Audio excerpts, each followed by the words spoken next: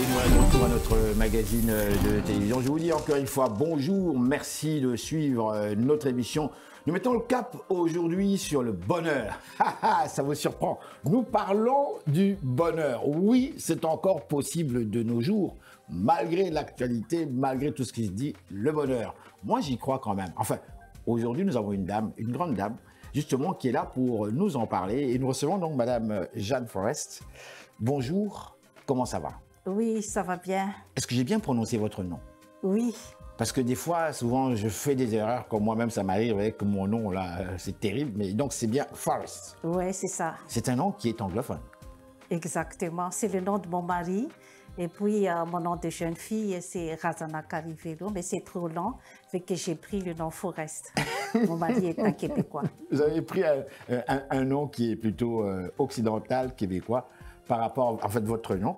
Là, vous l'avez même mentionné, votre nom est long. Mais souvent, en fait, on fait des blagues, même on va s'interroger sur les noms des Africains qui viennent de Madagascar, parce que souvent, c'est des noms qui sont très longs. Ramananananana. Exactement. Mais moi, je me dis toujours, ouais, c'est bien beau. Il faut toujours s'interroger sur le questionnement. Pourquoi ce nom est-il long? Il doit avoir un sens précis. Je suis sûr de cela. Exactement, c'est parce que notre nom a toujours une signification. Voilà. Quand on nomme des enfants, oui. On fait une signification pour que les enfants ont des avenirs et puis le souhait, c'est dans le nom. Alors, vous, votre nom à vous, je parle du nom malgache, voulez-vous nous le répéter? Et j'aimerais connaître cette définition qui relie justement à ce nom. Oui, Razana Carivelo, c'est-à-dire chez nous, Razana, c'est-à-dire on parle des ancêtres, des ascendants, et le vélo, c'est-à-dire veluna, c'est-à-dire vivre, c'est une vie. Donc c'est un souhait que les descendants soient toujours en vie. Mon Dieu, c'est profond, hein? C'est profond. Oh là là. Papa avait raison quand mon père disait « Fiston, il ne faut jamais rire, il faut essayer de comprendre. Pose des questions et tu comprendras. » Et j'en pose des questions. Madame Forrest, vous êtes médecin, docteur dans votre pays d'origine. Nous l'avons précisé, vous êtes immigrante ici, vous êtes résidente canadienne ici depuis des très nombreuses années, une famille ici. Vous avez votre propre pratique aussi. Vous croyez beaucoup au bonheur et vous publiez justement cet ouvrage, Jeanne Forrest, le livre vert du bonheur. Dans cet ouvrage-là, vous nous parlez, vous nous expliquez un petit peu, vous nous donnez quelques éléments, mais je m'arrête là. J'aimerais, avant même de vous poser toutes ces questions, pourquoi avoir écrit cet ouvrage-là? Qui êtes-vous? Oui, je suis médecin dans mon pays, puis je suis diplômée de Madagascar. J'ai pratiqué comme faisant fonction d'interne pendant 2 ans dans les hôpitaux de France. Et puis après, j'ai décidé d'immigrer ici au Canada. Arrivé ici, il y a quand même comme un genre de protection dans le métier. Fait que c'est un peu difficile d'accéder dans la médecine. D'accord, je vais vous arrêter là et vous allez continuer après. J'ouvre vite la parenthèse et je vais la fermer. C'est un défaut que j'ai quand j'entends certaines phrases ou certains mots. Protection, protection. Ouais. Je l'ai entendu souvent ce mot-là. J'ai de nombreux amis médecins, des grands amis, des gens que j'aime beaucoup et justement qui à l'époque déjà, en fait, des immigrants, me parlaient justement de ce problème de protection. Ils se battaient par rapport à ça. Ils disaient on doit se battre très fort parce que ça n'est pas sérieux. Moi, j'ai pratiqué en Afrique du Sud, moi, j'ai pratiqué en France et autres. Et ici, ça ne marche pas, tout ça. Vous, dans votre cas aussi, ça a été? Ouais. Et pourtant, le gouvernement dit autre chose. On cherche des médecins. C'est au niveau des collèges des médecins qu'il y a la forte protection. Ouais, c'est-à-dire que la priorité, c'est aux Canadiens, aux Québécois. Ceux qui sont formés ici, quoi, c'est ça? Oui, c'est ça, exactement. Ceux qui viennent d'ailleurs, quelque sorte. Mais quand même, pour permettre à notre public de bien saisir, parce que certains diront, ouais, mais c'est quand même bizarre, on ne comprend pas. Moi, je dis ici, vous êtes docteur en médecine, vous avez eu la formation scientifique normale en médecine chez vous, dans votre pays. Oui. Et si je ne m'abuse aussi, pour nombreux qui ne le savent peut-être pas, mais le système académique chez vous, il est quand même basé sur le système français un petit peu, si je ne m'abuse. Exactement. Bien. Donc, on a des médecins formés avec les mêmes techniques, les mêmes connaissances. comme tel, vous êtes allé pratiquer en France. Alors, pour vous, lorsque vous arrivez ici et que l'on vous, sans vous le dire naturellement, mais que l'on vous donne ce que j'appelle un refus poli, quel est votre sentiment?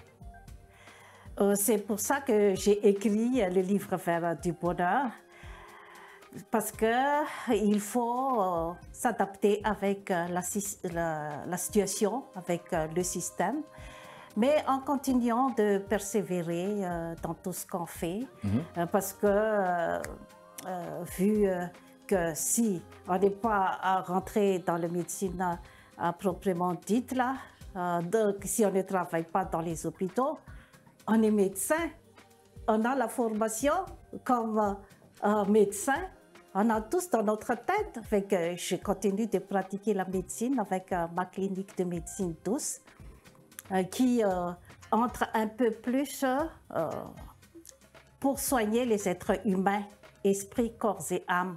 Entrer un peu plus pour soigner un vrai être humain et aussi dans le cadre aussi de la prévention. Et je fais de la massothérapie et puis je soigne aussi le corps et le visage. Je fais aussi de l'amaigrissement. Je fabrique moi-même mes propres produits cosmétiques à base de l'huile essentielle Saro, Majavachat. Chez nous à Madagascar, c'est une plante traditionnelle qui a une signification. Majavachat, c'est-à-dire combattre les difficultés. Lorsque vous dites ici, vous soignez les gens par d'autres moyens que la médecine conventionnelle. Et moi, évidemment, je me mets toujours dans la peau du public, je ne sais pas, donc je veux comprendre. Pour moi, la médecine, pour moi, c'est une branche scientifique. C'est d'abord, c'est-à-dire une branche qui peut se démontrer par A plus B mathématiquement. C'est pas pour rien que l'on demande aux futurs médecins d'être très forts en maths, parce que là, c'est vraiment la force. Donc, on peut dire que c'est vrai. 1 plus 1 égale 2. On peut le prouver. Quand un médecin fait un diagnostic, surtout aujourd'hui, avec les technologies que nous avons, ça va très très vite, ça calcule très très vite. Donc, on part du fait que ce que le médecin dit est vrai aussi parce que c'est basé sur des preuves techniques. Mais de notre côté aussi, on se dit oui, mais d'accord, mais la médecine est toujours au stade expérimental. Il n'y a pas un médecin qui va me convaincre que c'est fini, qu'ils ont tout trouvé, c'est faux. Ils sont encore au stade.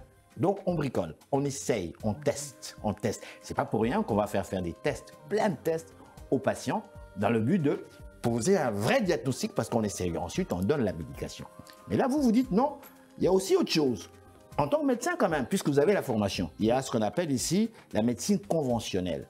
Alors, scientifique et médecine conventionnelle, je veux comprendre. Oui, un être humain est complexe. C'est-à-dire que si on a mal dans le corps, ça a une répercussion au niveau psychologique. Si on a mal au niveau psychologique, il y a une répercussion au niveau corporel. Et puis, la médecine est vraiment variée. Et puis, la médecine douce peut aller avec la médecine scientifique. C'est parce que maintenant, notre maladie, c'est la maladie de stress. Tout le monde est stressé. Et le stress peut engendrer aussi des maladies. Mais justement, encore une fois, là, ce mot-là... Et le mode d'alimentation, parce que tout le monde mange vite et mange n'importe quoi. Et ça peut influencer la santé de la personne. C'est pour ça que avec la médecine douce, je peux aller... Par exemple, il y a quelqu'un qui a un cancer. Depuis 7 ans, cette personne a fait un traitement de massothérapie chez moi et puis le cancer n'est jamais revenu. C'est-à-dire qu'en même temps, il fait le check-up chez le médecin pour voir un peu comment ça évolue le cancer, parce que le cancer, ça peut reprendre un jour ou l'autre. D'accord, mais oui, justement, mais quand même, juste pour éclairer un petit peu notre public, lorsque vous dites que le patient ou la patiente avait développé un cancer. Bon, là, encore, lorsqu'il y a cancer, il y a quand même des traitements. Du moins, même quand je dis que la médecine est encore au stade expérimental, mais il y a quand même des traitements que la médecine peut proposer, soit la chimiothérapie ou encore la radiothérapie. Dans certains cas, il y a des patients qui n'ont pas nécessairement la chimio, ils vont directement vers la radio. Mais il y a quand même Des traitements. Dans le cas de votre patient ou votre patiente, il y a eu quand même un traitement dans ce sens-là, avant de venir vous voir. Oui. D'accord. Et puis il continue son traitement. OK. Mais en même temps, il prend la massothérapie. Et puis l'appui psychologique. L'appui psychologique, oui, qu'est-ce que c'est que l'appui psychologique? Oui, je parle beaucoup avec les gens qui viennent me voir. Je demande leur passé, comment ça s'était passé leur enfance. On découvre beaucoup de choses. Est-ce que vraiment, d'après vous, l'histoire d'une personne a un effet, quand je parle d'histoire, que je vous rejoins, en fait, nous parlons du passé de cette personne, est-ce que ça, souvent, ça peut avoir un effet sur des éléments biologiques, en fait, je veux dire, dans sa vie, sur la transformation physique ou même, je dirais, psychologique de la personne? Oui. Exactement. Ça a un effet, une répercussion. Et c'est si quelqu'un avait une blessure dans son enfance, ça va avoir une répercussion plus tard. Même s'il fait tout pour l'oublier. Même si on fait tout pour l'oublier. Ça, c'est la force de la personne, où il y a une certaine aide aussi qui peut aller avec. Par exemple, la psychothérapie ou la relation d'aide, ça peut aider la personne, mais en même temps, c'est la personne même qui doit faire un effort pour faire un travail sur lui-même. Dites-moi, quelles sont ces étapes, selon vous, pour atteindre le bonheur? Ça m'intéresse. Oui, c'est d'abord travailler sur soi-même. C'est ça qui est très intéressant. Voir de près quel était votre vrai problème pour atteindre votre objectif. Parce que le bonheur aussi, ça fait partie aussi du bonheur. Quelqu'un qui a un objectif dans la vie, c'est vraiment essentiel. Et puis, pour avoir un but, il faut avoir une évaluation personnelle. Où est ma force et ma faiblesse pour atteindre ce but? Est-ce que je peux vous arrêter lorsque vous parlez d'évaluation personnelle? Je me pose encore une fois cette question. Est-ce que c'est possible, sincèrement, objectivement parlant, de s'évaluer, de s'auto-évaluer? Est-ce que avons-nous, en tant qu'être humain, cette capacité, sincèrement, de s'auto-évaluer? Et moi, je vous avoue que c'est mon sérieux problème. Malgré toutes les analyses, malgré tous les arrêts, tu peux t'arrêter puis essayer de pouvoir mais ça devient complexe et très très dur. Est-ce qu'on est objectif quand on s'auto-évalue? Exactement. Est-ce qu'on l'est? Oui, on est capable de s'auto-évaluer et ça demande aussi beaucoup d'efforts personnels et d'humilité, de s'auto-évaluer, de voir ses forces et ses faiblesses. C'est parce que nous, les êtres humains, on a tendance à accuser les autres personnes responsables de notre souffrance, de notre problème. Mais il faut voir où est ma responsabilité dans la situation. Est-ce que croyez-vous qu'on vit dans une société où l'on reconnaît facilement sa responsabilité?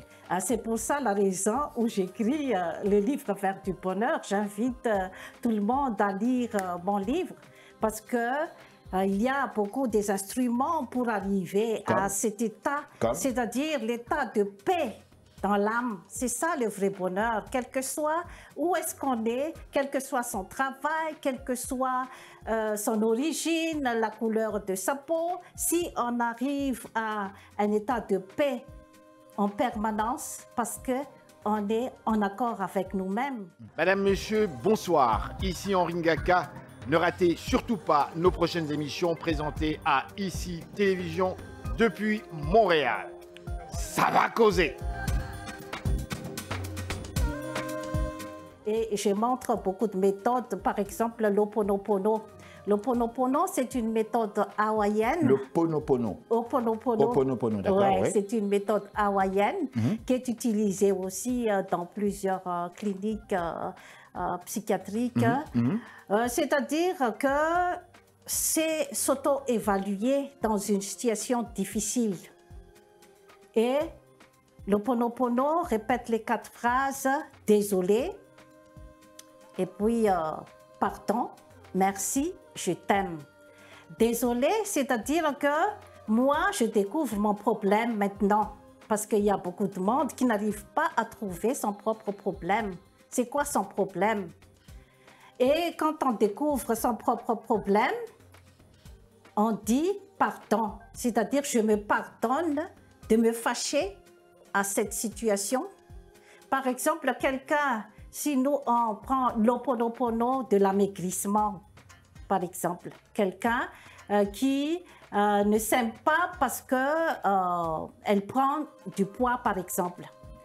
Et puis, elle ne sait pas qu'est-ce qui lui arrive, elle veut être mince, elle ne s'aime pas. Et puis, elle a découvert que là, c'est parce que je mange mal. Là, c'est déjà une piste de solution pour elle. Ouais, mais comment découvrir qu'on mange mal quand ça fait partie de nos habitudes quotidiennes, qu'on n'en est même pas conscient et qu'on mange parce que c'est bon, et puis bon, on fait les mêmes trucs, on va répéter les mêmes choses. C'est parce qu'on a reçu des informations. Quand on a reçu des informations, qu'est-ce qui donne l'obésité chez un être humain? Donc, quand on a fait l'histoire de sa façon de manger, la personne découvre que là, c'est le hamburger que je mange tout le temps, c'est ça, les gâteaux sucrés et tout ça que je mange chaque jour pour la compensation de mes émotions, surtout chez les dames. Les dames ont tendance à faire une compensation avec les sucres. Je parle beaucoup aussi des mauvaises influences du sucre dans mon livre. Alors qu'ici, tout est sucré. Il ne faut pas oublier notre façon de manger quand on était en Afrique. Et là, donc, la personne a découvert avec les informations que elle mange mal. Là, elle dit, « Ah, je suis désolée d'avoir abusé tout ça toute ma vie parce que je n'ai pas eu la connaissance, je n'ai pas eu d'informations sur ce sujet. » Là, je découvre donc la solution. Là aussi, dans mon livre, je parle aussi de l'amaigrissement chez les femmes. Si c'est ça qu'elle veut, c'est une question de choix aussi. Et puis, il y a aussi le stress. Le stress emmène la personne à manger beaucoup. Et puis, après, c'est un cercle vicieux un peu. Et puis, il y a aussi la méthode des exercices physiques que je montre aussi dans mon livre. Et puis, la méditation pour enlever le stress, essayer d'apaiser l'esprit, vider son esprit. Okay. Là, donc, pour l'Ho'oponopono, la personne est informée, donc elle dit « Pardon, je me pardonne alors d'avoir fait souffrir mon corps. » Donc, je me pardonne et puis je dis « Merci ». C'est parce que j'ai découvert les informations pour aller vivre mieux, pour aller manger bien et faire des exercices physiques et puis voir un peu avec la méditation, avec moi-même. Et puis, je t'aime, je m'aime. Maintenant, je m'aime parce que j'ai trouvé mon problème. Et puis, j'ai les solutions et je vais aller donc suivre la piste pour le but que je vais atteindre. Si moi, je veux maigrir, c'est mon but. Donc, j'ai toutes les informations, donc je vais le suivre. D'accord. Il y a des éléments que vous avez mentionnés dans votre discours, si je puis m'exprimer ainsi. Et je m'arrête à 3 éléments. Je n'ai pas pu noter, parce que j'aime la conversation que nous avons, donc je ne note rien du tout. Par contre, le premier élément, je veux comprendre, quelle différence faites-vous entre l'âme et l'esprit? Ça, c'est ma première question. Ma deuxième question, vous parlez ici de méditation. Qu'entendez-vous par méditer? Est-ce que tout le monde peut méditer? Parce que moi, je peux m'asseoir tout seul, on me dit faire le vide. C'est bien beau. Je peux m'asseoir tout seul. Vide quoi? Vide quoi? Il y a trop de choses là. Alors, c'est quoi la méditation? Alors, on va arrêter là. Ma première question. OK. Je vais répondre à ta question, ta première question. Oui. L'esprit, c'est l'intelligence humaine, rationnelle. Et l'âme, c'est plutôt l'intelligence émotionnelle chez un être humain. C'est-à-dire que... L'intelligence humaine, n'est-ce pas? Oui. Donc, on parle ici de spirituel? Non, l'esprit, c'est l'intelligence humaine qui nous guide à faire, par exemple, des études, à faire des choses qui sont plus... Et c'est toujours immatériel. Même si un médecin opère, il ne peut pas trouver l'esprit. On s'entend. Non, mais il a l'esprit. Il a l'esprit. Oui, il a l'esprit. Un médecin qui opère un patient, il ne peut pas trouver son esprit. On s'entend. Non, non, il a l'esprit, il doit se concentrer pour opérer, et puis il doit pratiquer avec les méthodes qu'il a étudiées. D'accord, mais moi je parle ici du patient qui est couché, qui est opéré lui. Ça veut dire qu'on parle ici de l'esprit, n'est pas matériel, même s'il guide. Puisque si un médecin, ce qui ne se ferait jamais d'ailleurs, on ouvre un patient pour rechercher son esprit, on ne trouvera pas. Non. Pas du tout. Non. L'âme aussi. Non. Non plus.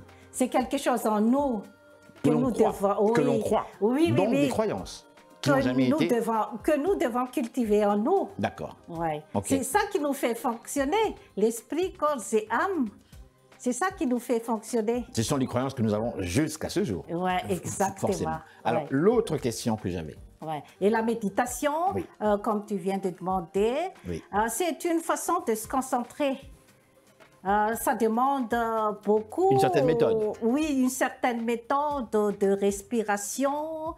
Et puis, respirer de l'oxygène par le nez. Et puis, expirer le gaz carbonique par la bouche.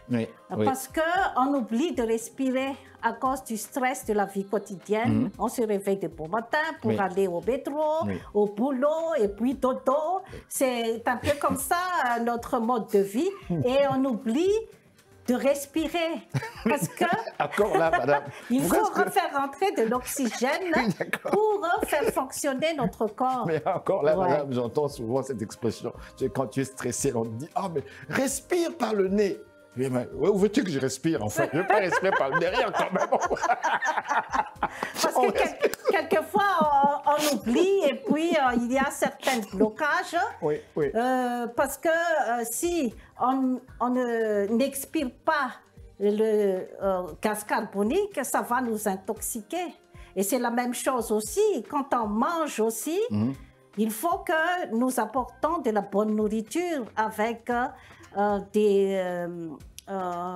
la bonne matière dans la nourriture, les substances nutritives que notre corps a besoin vraiment.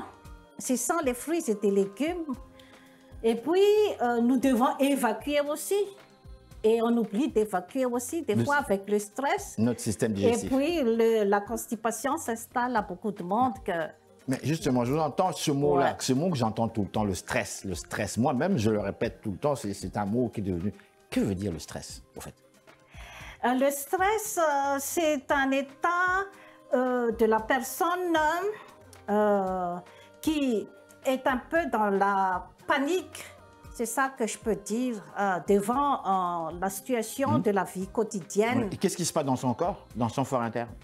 C'est-à-dire que la personne, quand elle est stressée, on est irrité, on manque d'oxygène, comme je viens de répéter, et puis on est un peu comme nerveux. Et si le stress s'accumule, et c'est ça qui peut donner toutes sortes de maladies comme la dépression nerveuse, l'hypertension artérielle, le diabète de type 2 et puis le cancer aussi. Docteur, je vous appelle docteur, merci infiniment. Avant de vous demander à ma dernière question, pourquoi le public devrait-il lire votre ouvrage, le livre vert du bonheur, docteur, ma toute dernière question ici, vous allez répondre à celle-là à la fin, mais avant tout, nous sommes africains, vous et moi. L'île du Madagascar, c'est à côté de l'Afrique. Donc, on inclut le Madagascar parce que ça fait partie de l'OEA, de l'Union africaine, de toutes les façons. Donc, nous sommes africains. Et le commentaire que moi j'entends souvent, on dit souvent que quand l'Africain voyage en Occident, souvent, quand il va consulter les médecins, que ce soit en Europe ou même en Amérique, souvent, on va constater qu'il y a beaucoup de gras. Et les médecins disent même qu'on mange très mal. que nos plats nommés, il y a beaucoup de gras. L'huile de palme, on a même donné une mauvaise réputation à l'huile de palme, alors que moi j'ai parlé avec certaines Africaines qui m'ont dit non, c'est pas si mauvais parce qu'on sait comment raffiner ça. On nous fait une mauvaise réputation. Bref, là j'ai affaire à un médecin qui connaît bien le milieu. Dites-moi, est-ce que nous en Afrique nous mangeons si mal que ça? Je parle de l'Afrique noire. Est-ce qu'on mange beaucoup de gras? Est-ce qu'on mange beaucoup de riz? Est-ce que l'on mange mal, d'après vous? Oui, justement, c'est ça que je voudrais mentionner. Quand on était dans notre pays, on a bien mangé. On a mangé bio, les fruits et les légumes, les poissons, tout est bio et naturel. Et quand on arrive ici en Occident, on a tendance à aller courir vers les produits industrialisés avec beaucoup de sucre, beaucoup de sel, beaucoup de gras pour la conservation. C'est justement que j'aimerais réveiller les Africains, les immigrants, pour faire attention avec les mauvaises bouffes, parce que ça peut aussi engendrer notre humeur. Car quand nous sommes venus ici, il ne faut pas oublier qu'on doit persévérer aussi pour s'adapter au pays et pour retrouver notre place. Et si la malbouffe peut nous atteindre, ça peut aussi dégrader la santé, parce que selon la santé publique, il y a beaucoup des Africains qui sont en bonne santé en arrivant ici. Et quand on arrive ici, on attrape la maladie, le cancer, la tension artérielle élevée. Hypertension. Oui, et puis surtout la diabète à cause de la malbouffe. Fait que moi, je conseille dans mon livre de rester avec notre mode alimentaire. Pourquoi le public devrait-il lire votre ouvrage? Qu'il soit africain, québécois, madame tout le monde. Pourquoi le public qui nous suit ce soir devrait-il lire votre ouvrage? Parce que le bonheur, ça ne se cultive pas, ça ne tombe pas du ciel, ça se cultive en soi-même. Et surtout, la santé est primordiale pour atteindre le bonheur. Parce que sans la santé, si on ne se sent pas bien, on est incapable d'accomplir quoi que ce soit. Est-ce que le bonheur existe-t-il réellement ou bien c'est plutôt illusoire? Ça existe vraiment quand on a bien cultivé en soi-même. Merci beaucoup, docteur. Merci infiniment. Alors donc, c'est Madame Jeanne Forrest avec son ouvrage, donc on dit ici le livre vert du bonheur. Merci beaucoup. Oui, et puis permets-moi aussi de faire un petit coucou à mon fils aux États-Unis. Aujourd'hui, c'est son anniversaire. Il a 22 ans. Fait que un gros bisou de ta maman qui est ta fan. On lui souhaite joyeux anniversaire. Happy birthday. Voilà. Merci encore une fois.